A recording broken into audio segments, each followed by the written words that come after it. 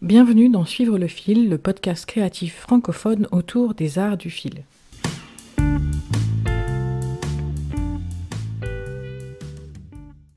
Salut, moi c'est Sophie et aujourd'hui je vous emmène patronner. Bienvenue dans ce premier vrai épisode. Si vous avez écouté les contenus précédents, vous aurez constaté qu'ils étaient conçus plutôt comme des journaux créatifs, mais pas nécessairement comme des tout homogènes. Aujourd'hui donc, je vous propose un épisode sur le format que j'avais imaginé quand j'ai pensé initialement ce podcast. Un moment où je vous emmène du début à la fin dans un projet lié aux arts du fil. L'épisode du jour, c'est un projet théoriquement pas trop compliqué, mais on va voir que c'est pas pour autant qu'il ne faut pas faire attention. Je projette donc de me faire une jupe d'hiver à panneaux.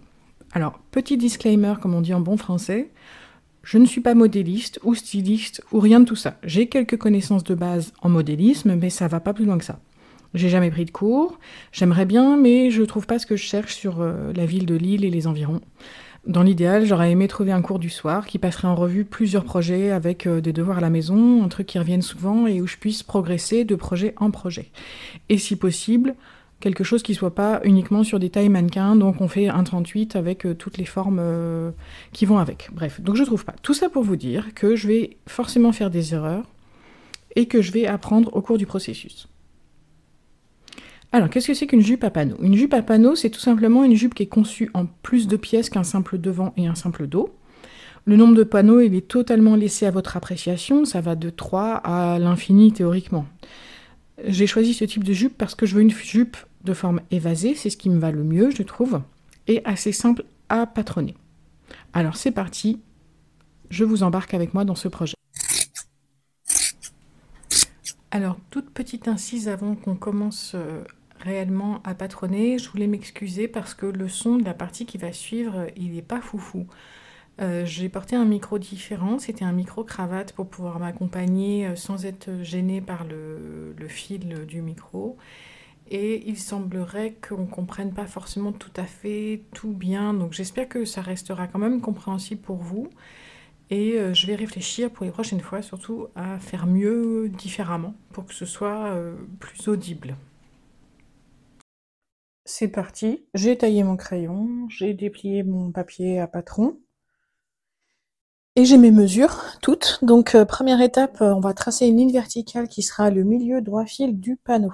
Donc je vais me mettre à combien 15-16 cm du bord, je vais essayer de pas trop cacher de papier. Ma règle fait 60, ça c'est top, parce que c'est exactement la hauteur de ma jupe. Et en plus, elle fait 16 cm de large, ce qui est quasiment la largeur de mon lait pour la taille. Donc j'ai tracé cette ligne verticale, ensuite j'ai tracé ma ligne de taille à 2 cm du haut du papier. Bon ça je suis pas concernée, mais je vais quand même tracer ma ligne de taille. J'ai une grande... Pardon. J'ai une grande pièce, donc je vais quand même tracer ma perpendiculaire à cette ligne droit fil. Donc ça c'est ma ligne de taille et je vais la noter.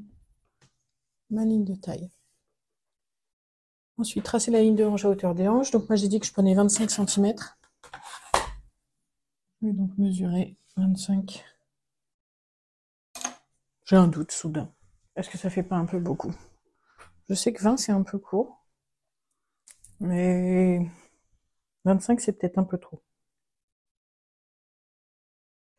Mais bon, en même temps, je viens de me remesurer. Ça fait exactement la hauteur entre ma ligne de taille et le plus fort du bassin. Donc je vais rester sur 25. Même si forcément on est quasiment à mi-hauteur de ma hauteur de jupe. Ça surprend, mais bon, en même temps, voilà quoi. C'est les plaisirs de la culotte de cheval. Je vais tracer ma ligne basse à 60 cm, donc ma ligne de hanche que je vais essayer de faire bien perpendiculaire. Donc ma ligne de hanche et la hauteur de la jupe. Ensuite, je vais devoir donc, pour la taille, placer mon 8e de tour de taille, qui est à 11,4 cm, donc que je divise par 2. Est-ce que j'aurais pas une règle qui commence avec un 0, histoire de même pas avoir à diviser par 2. Ah si. Ma règle japonaise, elle a un 0 au milieu. C'est très bien, donc 0. En même temps, c'est idiot ce que je dis. Non, il va quand même falloir que je divise par 2. Alors, 11 divisé par 2, ça fait 5, 5. 5, 7 de chaque côté. Ok, 5,7. Ça, vous pourrez voir mes compétences en calcul mental.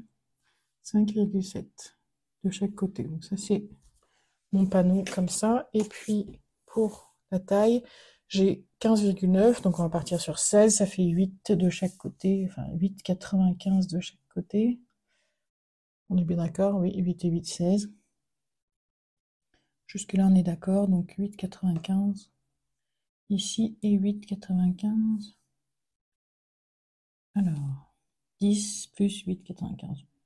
Bien, oui. Donc ça, c'est mes pièces. Et puis, on trace les coutures de côté en partant de la taille, en passant par les hanches et en mettant en bas l'ampleur désirée. Alors, d'après leur petit schéma, en fait, l'ampleur désirée, elle est calculée à partir, enfin, on dirait. En fait, il y a une sorte de rectangle qui est tracé, qui a pour largeur, semble-t-il, quand même, le tour de hanche divisé par 8. Donc, je vais partir du principe qu'on a 8,95 en bas. Parce que c'est pas forcément très limpide. Enfin, d'après leur dessin, on peut avoir un petit doute. Voilà. Et donc, moi, j'ai dit que j'ajouterais 4 cm. Je vais tester parce que ça me paraît quand même beaucoup. J'ai pas envie que ce soit gigantesque. Voilà, parce que là, si je mesure, je suis à 25,5 multiplié par 8. 25, ça fait 2 mètres. C'est déjà pas mal. En périmètre en bas. Donc, je vais tracer. Ceci dit, si je trace, on est quasiment dans l'alignement du tracé entre ma ligne de hanche et la ligne de taille. C'est quasiment la même chose. Un tout petit peu moins. Donc voilà. Ça, c'est donc mon panneau. Et ils disent qu'il faut... Donc j'ai mis l'ampleur en bas de 4 cm. Et ensuite, je dois remonter les coutures à la taille de 1 cm et tracer ma ligne de taille par une courbe. Les coutures à la taille. Ah oui, de chaque côté. D'accord. Je sais pas... Ça fait beaucoup, 1 cm. Ça fait une sacrée courbure. Je mets tout le monde bout à bout. Évidemment, c'est parce que je peux pas laisser mon tracé plat parce que ce serait pas du tout perpendiculaire. Entre ma ligne de taille et la couture de côté, c'est un angle... comment on dit? Un angle obtus. Quand ça fait plus que 90. Donc ça fait plus que 90 degrés. Mais par contre, 1 cm, ça fait vraiment beaucoup. Et en même temps, ça m'évoque un truc que j'avais lu dans DP Studio où il fallait rajouter du volume. Je crois que c'était ça qu'il disait. Vous noterez la précision de mes références. Ça me paraît beaucoup. Donc ce que je vais faire, c'est que je vais prendre un perroquet ou un truc comme ça. Et puis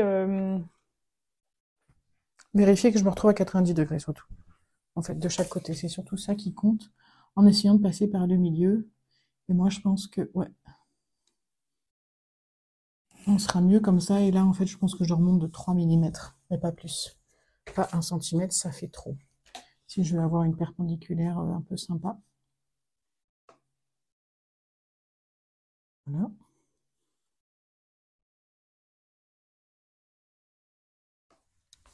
Donc comme ça, j'ai mon droit fil qui est tracé. En bas, c'est pareil. Il faut que je trace ma courbe parce que sinon, ça va être moche en fait. Tout simplement. Quelle longueur fait-elle cette ligne? Elle fait 63. Donc je pars du milieu qui me sert de droit fil et je vais aller sur les côtés récupérer à la fois la perpendiculaire et on arrondit. Donc là, je la place sur le 11,5. Si vous avez la chance d'avoir un truc qui est un peu gradué pour les courbes, Là, c'est ma French Curve, que je trouve plutôt pratique. Et en fait, le fait d'avoir des graduations, ça permet d'éviter de... Enfin, on peut mettre un repère. On fixe le repère avec notre mémoire, là, par exemple à 11,5, et comme ça, si je la retourne, je peux me placer au même endroit et respecter la même courbe. Alors que si... Après, on peut le faire quand on a juste une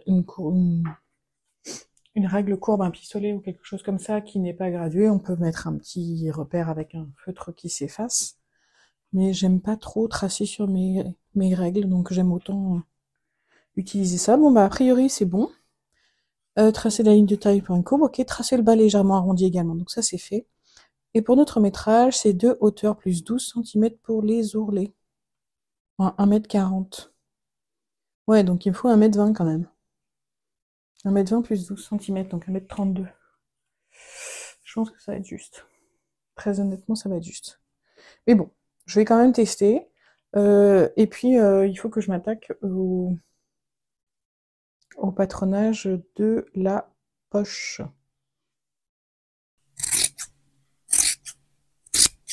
Pour la poche, j'ai choisi de prendre la version qui est présentée page 437 dans le livre de Ellen Joseph Armstrong qui s'appelle Pattern Making for Fashion Design. Je ne sais plus si j'en ai déjà parlé ici de ce bouquin. C'est un gros bouquin qui fait 900 pages quasiment et qui passe en revue plein de trucs. Et j'aime beaucoup son côté extrêmement pratique, pragmatique, je dirais. Qui répond à plein de questions. Les schémas sont clairs. Il y a plein de styles qui sont vraiment chouettes. Pas des trucs que je ferais forcément, mais ça permet d'avoir des idées quand même aussi.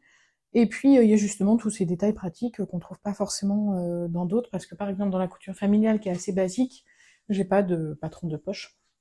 Donc là j'ai plusieurs modèles de poches. Je vais avoir des poches plaquées, les poches paysannes comme c'est celle-ci, qui vont vraiment bien tout expliquer, les poches de jean, les poches à faire en une seule pièce, enfin voilà, et plein d'autres. Des poches avec des formes très bizarres. Ah oui, les poches en accordéon, là, c'est des poches avec des espèces de replis. Donc il est vraiment très bien. L'unique reproche que je fais à ce bouquin, c'est que c'est en pouces. Donc c'est un peu agaçant. Ça aurait été cool que les Américains se mettent au système métrique, histoire qu'à un moment, voilà. Bref, donc pour ce modèle-là, alors j'ai placé sur ma pièce de jupe elle-même mon petit panneau là. J'ai placé donc la poche, alors j'ai mis sur un côté, hein, je retournerai ma pièce pour l'autre côté. Sur un côté, donc l'ouverture de poche qui fait donc 6 pouces de haut, d'après le dessin qui est proposé pour l'ouverture. Donc on est à 15,3 cm. Et puis 1 pouce 3 quarts de large. Donc là, on est à environ 4 cm et demi à peu près. Donc ça, c'est pour cette pièce-là, parce qu'il faut que je positionne sur le panneau de jupe l'endroit où ça va aller. Et puis, par ailleurs, je prends mon rouleau de calque que je vais positionner dessus. Et là, je vais pouvoir créer le fond de poche. Donc, il conseille de descendre à 12 pouces depuis le haut de la jupe. Donc là, on est autour de 30 cm et demi, avec une profondeur en bas de 6 pouces et demi, ce qui nous fait 16 cm et demi. Et en haut, une hauteur d'environ 10 cm, 10 cm et demi, parce qu'on est à 4 pouces. Donc ce serait bien que j'arrête de déplacer ma pièce constamment, parce que je vais finir par plus avoir de repères. Voilà, donc je vais tracer l'ouverture de poche telle que je l'avais dessinée sur mon panneau. Hop. Et puis sur le côté, je vais reprendre les courbures du haut de la pièce de jupe, la côté taille. Il faut quand même que je prenne le fond aussi, parce que sinon je ne vais pas avoir le dessus de poche et le dessous de poche. Et donc ce que je voudrais, je sais que je vais faire un arrondi en bas. Et donc je dois aller en direction de ces 6 pouces. Oui, ok. Je descends là. Et puis je vais faire mon arrondi avec mon pistolet. J'ai pas forcément envie d'avoir une grosse poche parce que dans les jupes c'est pas nécessairement très saillant. Voilà, et puis je vais reporter le droit fil. Voilà, et je lui raconterai sa vie également. Et je vais aussi ajouter mes marges de couture. Mon moi un peu feignant n'a pas envie de retracer encore pour avoir le dessus de poche et le dessous de poche, mais en vrai, il faudrait quand même que je le fasse. Donc, je vais ressortir mon tube de calque, mon rouleau de calque de son tube, et je vais donc tracer cette chose. Et mon crayon n'est plus assez taillé, parce que le calque, ça grignote les crayons à papier. Donc, je vais retracer, tailler mon crayon. Est-ce que vous aussi, vous aimez bien les crayons? Je sais que j'avais lu qu'il fallait pas utiliser des crayons papier, mais des critériums. Enfin, des porte-mines, il faut que ce soit toujours extrêmement bien, extrêmement précis. Et moi, j'ai un faible pour les crayons papier. J'adore la sensation de travailler avec un crayon papier plutôt que les porte-mines. Mais ça devient de plus en plus difficile, c'est un aparté, de trouver des crayons papier. Ah, moi, je dis crayon papier. Dans le nord où j'habite, c'est pas du tout comme ça qu'on dit. On dit des crayons de bois. Voilà, je sais qu'il y a une cartographie de la France sur la façon de dire ce que c'est que ce crayon avec une mine graphique. Je sais que parfois on dit un crayon mine, parfois un crayon gris, ou un crayon papier. Enfin, j'ai vu des trucs passer sur Internet. Mais chez moi, dans ma Normandie, quand j'étais petite, on disait un crayon à papier. Et donc ici, bref, un crayon de bois. Et je trouve ça très difficile, de plus en plus difficile, de trouver des crayons de bois en bois, avec des mines en graphite. C'est de plus en plus des matériaux synthétiques que je trouve pas de bonne qualité, comme les crayons de couleur de la marque Evolution de chez Bic, qui était sorti il y a quelques années, il y a longtemps maintenant, qui sont censés être incassables, etc. Et sauf qu'en fait, c'est de la mine synthétique et c'est pas du bois. Et je trouve que l'expérience de tracer n'est pas la même. J'aime pas. Voilà. Donc je suis en quête de crayon à papier en bois. Dans le temps, j'avais des Staedtler que je trouvais très très bien, que j'ai découvert que maintenant, en fait, ils les font plus. Il y a un petit peu de ASMR ciseaux. Et ils les font plus en bois, maintenant. Ils sont pareil en matériaux synthétiques. C'est agaçant. J'ai donc tracé... Ah oui, il faut que je rajoute les marges de couture sur... je sais jamais qui est le dessus de poche ou le dessous de poche. Bon, toujours est-il que j'ai quand même ajouté mes marges de couture ici. Donc là, je mets 1 cm partout pour mes marges de couture. À ce stade-là de mes tracés, je me posais la question de savoir si j'allais faire une ceinture ou pas. Puisque en fait, dans mon panneau, j'étais partie de mon tour de taille à la taille, donc, et ça veut dire que j'avais pas du tout anticipé la nécessité d'une ceinture, parce qu'une ceinture, ça fait quand même toujours quelques centimètres de haut, et à moins de faire une ceinture taille haute, ce que j'avais pas envie de faire, j'allais me retrouver avec un problème pour faire une ceinture en forme, c'est-à-dire une ceinture qui suit la courbure du haut de la jupe. Je me suis donc posé pas mal de questions. Est-ce que je fais une ceinture droite? Est-ce que je fais pas de ceinture sur les toutes premières jupes à panneaux que j'ai faites à partir de ce livre de la couture familiale? En fait, j'avais juste utilisé un biais pour faire finir le haut de la jupe. Ça avait pas mal marché, c'était encore un peu cheap, mais à l'époque, je commençais juste à coudre et j'étais déjà super fière de moi. Mais là, j'avais quand même envie d'un petit peu plus, quoi. Mais j'avais pas envie de tracer une ceinture en forme, donc retracer mon panneau, et puis en même temps une ceinture droite, c'est quand même pas très... C'est pas le plus confortable pour moi, je trouve. Donc voilà, j'en étais là de mes réflexions. Bon, je me suis décidée, je vais faire une ceinture de base droite. Donc pour ça, je vais utiliser les indications qui sont fournies toujours dans le livre de Ellen Joseph Armstrong, qui s'appelle Basic Waistband, et on est page 281. Donc pour ça, il me conseille, en termes de longueur de la ceinture, de faire un demi-pouce de moins que la dimension de la taille pour la jupe. Donc là, mon tour de taille est de 91, donc 1,2 cm en moins, donc un demi-pouce, ça fait 89,8. Et voilà. Et en termes de hauteur, il conseille Il conseille 2 fois, donc 2 pouces et demi pour une hauteur finie de 1 pouce 1/4. Donc 2 pouces et demi, ça fait combien? De tête. 2 pouces et demi, ça fait, je prends ma règle dans le bon sens, ça fait 7, non, 2 pouces et demi, on a dit. 6,2. Donc ça fait environ 3 cm hauteur finie. Moi, je vais faire un peu plus petit.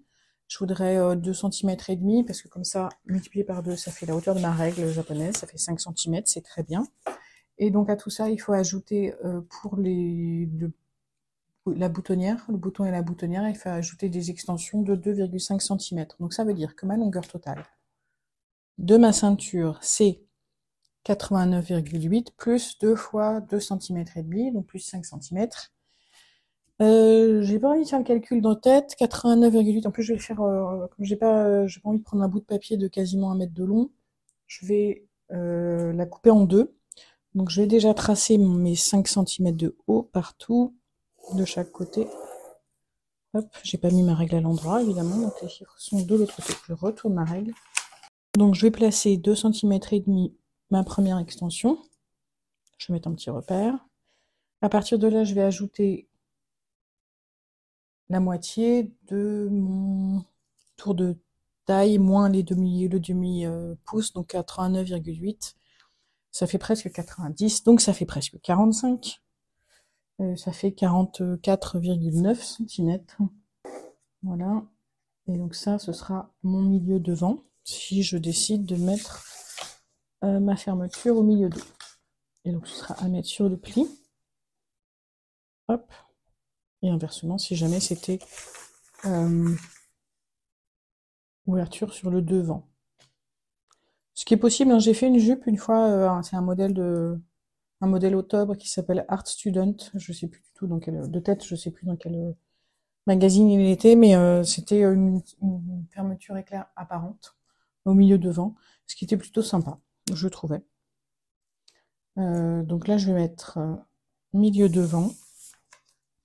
Et puis là, je vais faire un petit tracé. Donc il faudra quand même que j'ajoute des marges de couture à tout ce petit monde-là. Hop, l'extension. Je vais le noter. L'avantage de la ceinture droite, c'est que les marges de couture sont extrêmement faciles et rapides à tracer. Donc 1 cm de chaque côté. Voilà. Donc même chose, je vais utiliser mon petit feutre. Je vais noter la date, jupe 8 panneaux. Donc je fais une fois sur la pliure, plus une thermocollant sur la pliure. Donc ça veut dire que normalement, j'ai là toutes mes pièces. La ceinture, les poches et le panneau de jupe qui a répété 8 fois. Ça va être bon. Maintenant, la question est, ai-je assez de tissu dans mon stock pour réaliser cette jupe? On verra bien. Alors, j'ai oublié de préciser que je ne voulais pas doubler la jupe. Elle sera portée avec un jupon satiné pour pas accrocher sur les collants. Petite note de réalisation, donc sur la coupe. Pour le tissu utilisé, j'ai choisi un lainage anthracite relativement léger, même si c'est un petit peu plus lourd que ce qu'on utilise par exemple pour les costumes. C'est a priori un tissu en armure toile, donc ça veut dire que la chaîne et la trame sont perpendiculaires et qu'il n'y a pas de décalage de fil entre les deux, et c'est légèrement chiné, donc il doit y avoir un fil un petit peu plus foncé que l'autre. Il s'est passé moins de 2 jours entre le patronage que vous avez entendu juste avant et la coupe du tissu, et pourtant j'ai quand même réussi à oublier que la ceinture devait être pliée en deux dans le sens de la longueur. J'aurais dû noter la ligne de pli et du coup j'ai coupé ma ceinture en double. Elle est donc 2 fois plus haute. Bon, c'est pas gravissime, hein, je me retrouve avec une ceinture qui fait 5 cm de haut au lieu de 2 cm et demi, mais voilà.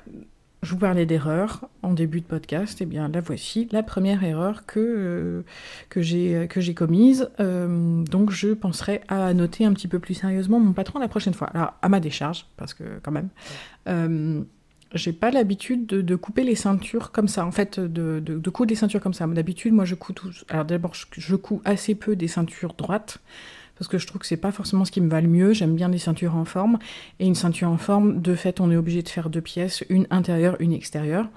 Voilà, et donc même les ceintures droites, récemment, les choses que j'ai cousues comme ça, j'avais pas une seule pièce pliée en deux, j'en avais 2. Bref, j'essaierai d'y penser la prochaine fois. Pour ce qui est du traçage, etc., j'ai utilisé l'unique pièce de mon panneau, en fait, que j'avais patronné, pour faire tous les panneaux, les 8 panneaux. Donc j'ai utilisé la même pièce pour en faire 6 dans un premier temps, je vous explique pourquoi après. Et donc je les ai tracés, alors non pas à la crétailleur, parce que je trouve que le savon, ça marche carrément bien. Si vous avez des restes de savon, c'est top pour les tissus foncés. Et donc j'ai fait ces 6 panneaux tels quels, donc 3 fois le tissu en double, en respectant bien le droit fil. Et puis j'ai conservé les 2 dernières pièces, parce que c'est elles qui vont avoir l'ouverture de poche. Et donc j'ai juste replié le long de l'ouverture de poche, comme ça m'évitait d'avoir à tracer une pièce entièrement différente, alors que finalement il y a assez peu de modifications entre les deux. J'ai pensé à marquer l'envers, avec une petite croix avec mon savon. Ici c'était plutôt arbitraire parce qu'il n'y a pas d'endroit, pas d'envers sur ce lainage. Et puis j'ai fait mon thermocollant pour la ceinture, parce que c'est un truc que je déteste faire, aussi bien couper que appliquer le thermocollant. Non, vraiment j'aime pas. J'aime pas du tout cette étape-là. Je trouve que une fois sur deux, mon fer il est dégoûtant. J'ai beau poser un tissu entre les deux, voilà, on colle à côté, ça arrête pas de bouger en plus tout le temps. Bref, j'aime vraiment pas. Donc j'ai fait la ceinture le plus tôt possible, et puis mais à cette étape-là, j'avais oublié l'autre partie que je thermocole systématiquement, qui sont les 2 côtés qui vont recevoir les rubans de la fermeture éclair. Comme ça permet de solidifier un petit peu cette zone-là qui est soumise à tension. Donc c'est tout pour la coupe. Pour la couture, j'ai commencé, comme souvent dans ces patrons-là, par coudre les poches. Et puis j'ai renforcé l'ouverture pour éviter qu'elle ne s'étire avec un fin ruban, vous savez, ceux qu'on a quand on achète des pulls fins ou des t-shirts dans le commerce, là, les trucs dont on... Enfin, moi j'ai jamais bien compris à quoi ça servait, et on sait jamais trop quoi en faire, je les garde, mais voilà. Donc j'ai un petit stock de petits rubans fins, et comme il s'étire pas, c'est quand même assez pratique, donc je le couds en même temps que ma couture de poche, et ça me permet d'avoir quelque chose de bien solide, de bien rigide à cet endroit-là, sans avoir à mettre un thermocollant. Et je sais comme ça, mon ouverture de poche, elle va pas bâiller avec le temps. J'ai aussi repassé régulièrement toutes mes coutures à la vapeur. C'est le gros avantage de la laine, en fait, c'est que ça marque très très bien, surtout avec un objet en bois. Si vous pouvez fixer la vapeur avec un outil en bois. Mon père, il m'a fait une presse tailleur, comme on peut en avoir... je vous mettrai un lien, on peut en trouver dans le commerce. Voilà, donc comme ça permet d'avoir des coutures qui sont bien repassées. Les finitions, c'était à la surjeteuse, les 2 marges de couture ensemble et rabattues sur un côté. J'hésite encore à faire la surpiqûre des panneaux. Je sais pas trop, justement le côté où la marge de couture est rabattue. Ça change un peu le style. Alors, pour l'instant, je vais pas le faire. Je verrai si je l'ajoute par la suite. Et puis, une fois que j'avais fait une partie de mes panneaux et de mes poches, j'ai fait le zip invisible sur les 2 pièces de dos. Donc je l'ai fait en milieu dos. Ce qu'il faut bien penser à faire pour que le zip soit bien invisible, c'est de repasser le ruban d'abord pour écarter les dents. En fait, sur l'envers, Alors, attention de ne pas le faire trop chaud pour ne pas faire fondre les dents, parce que généralement, quand même, il me semble que les zips invisibles, c'est forcément du plastique. Donc ça fond. Mais en écartant comme ça les dents, et bien ça permet d'avoir une fermeture éclair qui se referme bien sur elle-même et qui est donc réellement invisible, à condition que le tissu soit pas trop épais, évidemment. Là, comme ma fermeture que j'avais en stock était un peu trop grande, j'ai pas tout utilisé, je l'ai coupée. Et puis, à un moment, j'ai descendu le zip et c'est allé trop loin. Voilà, et donc j'ai décroché le zip des 2 rubans, et ça m'a fortement agacée. Voilà, parce que j'avais oublié de bloquer par un point de couture pour remplacer le petit taquet qu'on a en bas du zip ou la partie fondue, là. Et le pire, c'est que j'avais pensé avant, en plus, je m'étais dit, il faudrait peut-être que je le fasse, et puis je suis partie sur autre chose. Et voilà, grave erreur, donc j'ai eu le plaisir de découdre les 2 rubans qui servaient plus à rien, parce que je sais pas vous, mais moi j'ai déjà essayé de remettre la tirette sur une fermeture à glissière, c'est impossible, quoi. Bref, donc ça m'a agacée. Heureusement, j'en avais une autre en stock. Donc j'ai pu recommencer. Voilà où j'en suis. Pour l'instant, j'ai fixé également la ceinture. J'ai les 2 extensions. Alors à la réflexion, peut-être qu'une seule suffirait. Je sais pas trop quelle est la règle là-dedans. Et à vrai dire, j'ai même pas encore bien réfléchi à ce que j'allais mettre comme fermeture. Est-ce que je vais mettre un bouton? Est-ce que je mets une pression? Est-ce que je mets des petites agrafes? À ce stade, je ne sais pas.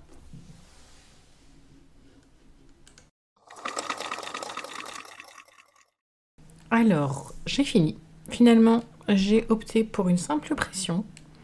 En fait, comme ma machine Janome n'était pas encore revenue de révision au moment où j'ai fini la jupe, je n'avais sous la main que ma Bernina des années 60 que j'adore. J'adore cette machine, j'adore le bruit qu'elle fait et c'est celui que vous entendez dans les petites virgules musicales. Elle est beaucoup plus jolie, je trouve, que celui de la Janome, mais c'est pas très important. Toujours est-il que sur ma Bernina, je peux faire un point zigzag, mais il n'y a pas de système de boutonnière, même semi-automatique. Et donc ça veut dire faire les zigzags à la main, choisir le bon espace-nom, etc. Et j'ai déjà testé, c'est pas hyper réussi, hein. J'avoue, quand on a pris goût à la boutonnière automatique, c'est un peu difficile de revenir sur de la boutonnière, c'est pas à la main, parce que c'est pas cousu à la main, mais un peu à l'ancienne.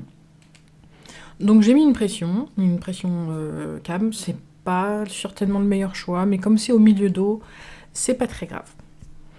Alors, ma jupe est terminée et pour une fois, et c'est assez rare pour être signalé, le projet, une fois réalisé, il est tel que je l'avais imaginé. Et là, je suis super contente parce que il y a tellement de choses qui peuvent foirer.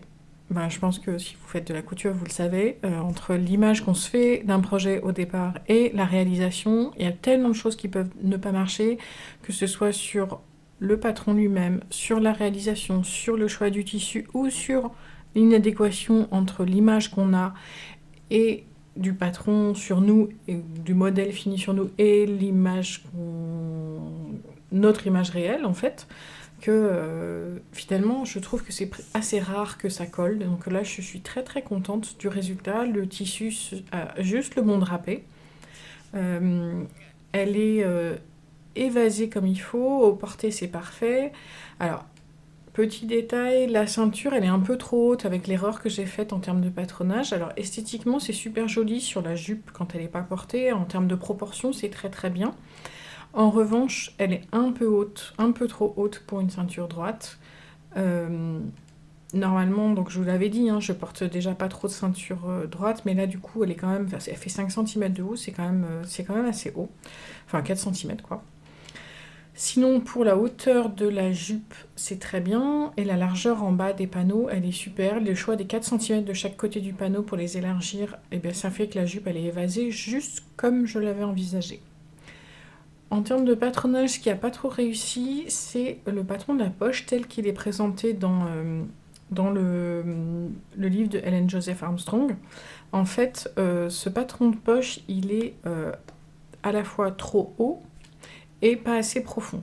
Ce qui fait que je pourrais avoir la place pour ma main, mais à condition de mettre mes mains toutes verticales. Or, quand je porte mes mains, elles sont un peu en biais, quand je mets mes mains dans mes poches.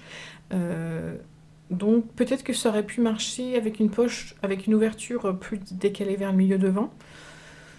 Ce sera à revoir. En tout cas, la largeur de la poche telle qu'elle est, elle n'est pas suffisante et donc peut-être revoir les proportions. Voilà pour ce patron de jupe. J'espère que vous avez apprécié de partir avec moi dans cette petite aventure de patronage. N'hésitez pas à me dire si ce format vous plaît ou si vous avez des suggestions